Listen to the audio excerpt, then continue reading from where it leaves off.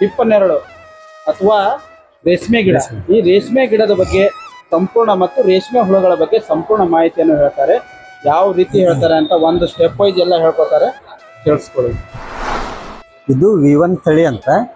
ಇದು ಸಸಿ ನರ್ಸರಿ ಮಾಡಿದ್ವಿ.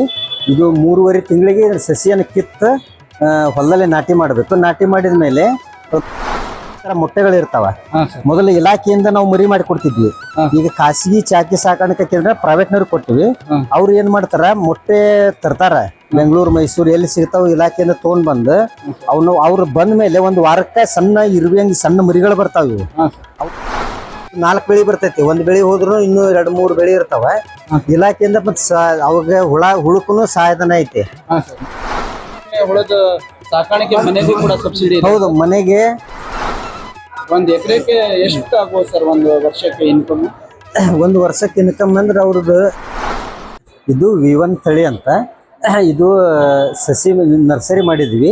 ಇದು 3.5 ತಿಂಗಳಿಗೆ ಸಸಿಯನ್ನು ಕಿತ್ತು ಹೊಲದಲ್ಲಿ ನಾಟಿ ಮಾಡಬೇಕು. ನಾಟಿ ಮಾಡಿದ ಮೇಲೆ ಮತ್ತೆ 3 ತಿಂಗಳಿಗೆ ಹುಳ ಸಾಕಾಣಿಕೆಗೆ ಸೊಪ್ಪು ರೆಡಿ ಆಗ್ತೈತಿ. ಸೊಪ್ಪು ಈ ತರ ತೋಟ ಬೆಳಿತೈತಿ. ಅದು ಇಲ್ಲಿ ಚಿತ್ರದಾಗ ಈ ತರ ಹೊಸ ತಳಿ ಏನು ಹಳೆ ತಳಿ? ಹೊಸ ತಳಿ ಇದು V1. ಯಾವಾಗ ಕಂಡಿರ್ತದೆ ಇದು ಅಲ್ಲೇ ಒಂದು 5-6 ವರ್ಷ ಆಯ್ತು. ಮೊದಲ M5 ಅಂತ ಇತ್ತು, ಅದು ರಿಜೆಕ್ಟ್ ಮಾಡ್ಯಾರ. ಅಂದ್ರೆ ಇದು ಹೆಚ್ಚಿನ ಇಳುವರಿ ಕೊಡುತ್ತಾ, ಎಲ್ಲರೂ ಇದನ್ನ ಬೆಳಿತಾರ. ಈ ತೋಟ ರೆಡಿ ಆದ್ಮೇಲೆ ಒಂದು 6 ತಿಂಗಳಿಗೆ ಅಂದ್ರೆ ತೋಟ ಸೊಪ್ಪು ಬೆಳ್ಯಾಕ ರೆಡಿ ಆಗ್ತೈತಿ. ಆದ್ಮೇಲೆ ಈ ತೋಟ ಹೆಂಗ್ ಮಾಡೋದು, 45 ದಿವ್ಸ ಕಟಾವ್ ಆದ್ಮೇಲೆ 45 ದಿವ್ಸಕ್ಕೆ ಒಂದು ಬೆಳೆ ಬರ್ತೈತಿ. ಇದು ವರ್ಷಕ್ಕೆ 4 ಬೆಳೆ, 45 ದಿವಸ. ಫಸ್ಟ್ ನಾವು ಏನ್ ಮಾಡ್ತೀವಿ, ರೈತರಿಗೆ ಸೊಪ್ಪು ರೆಡಿ ಆದ್ಮೇಲೆ ಈ ತರ ಮೊಟ್ಟೆಗಳು ಇರ್ತಾವ. ಮೊದಲು ಇಲಾಖೆಯಿಂದ ನಾವು ಮರಿ ಮಾಡಿ ಕೊಡ್ತಿದ್ವಿ. ಈಗ ಖಾಸಗಿ ಚಾಕಿ ಸಾಕಾಣಿಕೆ ಕೇಂದ್ರ ಪ್ರೈವೇಟ್ನವ್ರಿಗೆ ಕೊಟ್ಟಿವಿ. ಅವ್ರು ಏನ್ ಮಾಡ್ತಾರ, ಮೊಟ್ಟೆ ತರ್ತಾರ ಬೆಂಗಳೂರು ಮೈಸೂರು ಎಲ್ಲಿ ಸಿಗ್ತಾವ ಇಲಾಖೆಯಿಂದ ತೊಗೊಂಡ್ ಬಂದು ಅವ್ರು ಬಂದ ಮೇಲೆ ಒಂದು ವಾರಕ್ಕೆ ಸಣ್ಣ ಇರುವಂಗೆ ಸಣ್ಣ ಮರಿಗಳು ಬರ್ತಾವ. ಇವು ಅವ್ರು 1 ವಾರ ಇಟ್ಟುಕೊಂಡು 1 ವಾರದ ನಂತರ 2 ವಾರದ ನಂತರ ರೈತರಿಗೆ ಇಷ್ಟು ದೊಡ್ಡ ಹುಳ ಮಾಡಿ ಈ ಸೈಜಿನ ಹುಳಗಳನ್ನ ರೈತರಿಗೆ ಕೊಡ್ತಾರ. ಅವ್ರು ಈ ಸೈಜಿನ ಹುಳುಗಳು ಇಲ್ಲಿವರೆಗೂ ಇವು ಚಾಕಿ ಕೇಂದ್ರ ಅಂತ ಇರ್ತದೆ, ಖಾಸಗಿ ಕೇಂದ್ರದೊಳಗೆ ಇರ್ತಾವ. ಇವು ರೈತರ ಮನೆಗೆ ಬರ್ಬೇಕಾದ್ರೆ ಇಷ್ಟು ದೊಡ್ಡ ಹುಳ ಬರ್ತಾವ. ಮೊದಲು ರೈತರು ಇದನ್ನ ಮಾಡ್ಕೊಂತಿದ್ರು, ಈಗ ಇದನ್ನ ರೈತರು ಮಾಡಂಗಿಲ್ಲ. ಅವ್ರು ರೊಕ್ಕ ಕೊಟ್ಟು ಈ ತರ ಹುಳ ತಂದ್ಮೇಲೆ ಅದು ಇದು ಅವ್ರು ಕೊಡುದು 2ನೇ ಸ್ಟೇಜ್. 3-4 ಸ್ಟೇಜ್ ರೈತರ ಕಡೆ ಬರುತ್ತೆ. ರೈತರು ಬಂದ ಮೇಲೆ ಅವರು ಬರೇ 18 ದಿವಸ ಮಾತ್ರ ಹುಳ ಸಾಕಾಣಿಕೆ ಮಾಡ್ಬೋದು. 18 ದಿನಕ್ಕನ ಅವ್ರು 1 ವಾರ ಅಲ್ಲಿ ಬೇದಿರುತ್ತೆ. ಇನ್ನು ಚಾಕಿ ಕೇಂದ್ರದಾಗ ಪ್ರೈವೇಟ್ ಇದ್ರೊಳಗ ಇದು 18 ದಿವ್ಸಕ್ಕಂದ್ರ ಎಲ್ಲ ಸಂಪೂರ್ಣ ಮೇಯ್ದು ಈ ತರ ದೊಡ್ಡ ಗೂಡು ಕಟ್ತೈತಿ. ಅದು ಹುಳ ಗೂಡು ಕಟ್ಟಿದ ಮೇಲೆ ಇದು 1 ವಾರದ ನಂತರ ಅದನ್ನ ಬಿಡಿಸ್ಕೊಂಡು ಮಾರ್ಕೆಟ್ಗೆ ಹೋಗಿ ಮಾರಾಟ ಮಾಡ್ತಾರ. ಇಲ್ಲೆಲ್ಲ ರೇಷ್ಮೆ ದಾರ ತೆಗಿಯೋ ಮಷಿನ್ಗಳು ಇವು ಏನು ಲೇಬರ್ ಬೇಕಾಗಿಲ್ಲ, ಎಲ್ಲ ಆಟೋಮೆಟಿಕ್ ಮಷಿನ್ ಬಂದಾವ. ಇವು ಇನ್ನೊಂದು ಇದು ಲಾಭದಾಯಕ ಸರ್. ಹೌದು, 1 ವರ್ಷಕ್ಕೆ 4 ಬೆಳೆ ಬರೋದ್ರಿಂದ ಬೇರೆ ಬೆಳೆ ಬೆಳೆದ್ರ ಅವು 1 ಬೆಳೆ ಅಥವಾ 2 ಬೆಳೆ.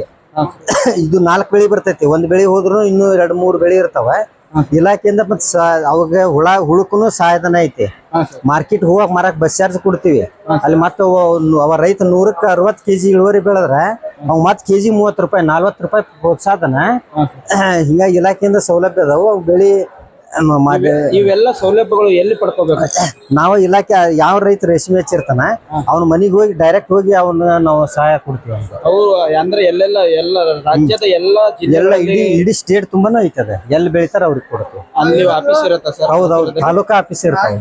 ತಾಲೂಕಾ ಲೆವೆಲ್ ಸಂಪರ್ಕ ಮಾಡ್ಬೋದು ರೈತ. ಇದು ಮತ್ತು ರೇಷ್ಮೆ ಹುಳದ ಸಾಕಾಣಿಕೆ ಮನೆಗೂ ಕೂಡ ಸಬ್ಸಿಡಿ? ಹೌದು, ಮನೆಗೆ 3 ಲಕ್ಷ ಜನರಲ್ ಇದ್ದವ್ರಿಗೆ 3,37,000. SC ST ಇದ್ರೆ 4 ಲಕ್ಷ ರೂಪಾಯಿ ಸಹಾಯಧನ ಐತಿ. ಒಂದು ತಾತ್ಕಾಲಿಕ ಮನೆ ಅಂತ ಕಟ್ತಾರ, ಬರೀ ಶೇಡ್ನೆಟ್ ಹಾಕಿ ಮ್ಯಾಗ ತಗಡು ಸುಡ್ತಾರ, ಶೇಡ್ನೆಟ್ ಬರ್ತೈತಿ. ಈ ತರ ಇದಕ್ಕೆ 1 ಲಕ್ಷ ರೂಪಾಯಿ ಸಹಾಯಧನ ಐತಿ. ಅಂದ್ರೆ ಇದು ಖರ್ಚು ವೆಚ್ಚ ಎಲ್ಲ ತೆಗೆದು 1 ವರ್ಷಕ್ಕೆ ಎಷ್ಟು ಆದಾಯ ಬರ್ಬೋದು ಸರ್?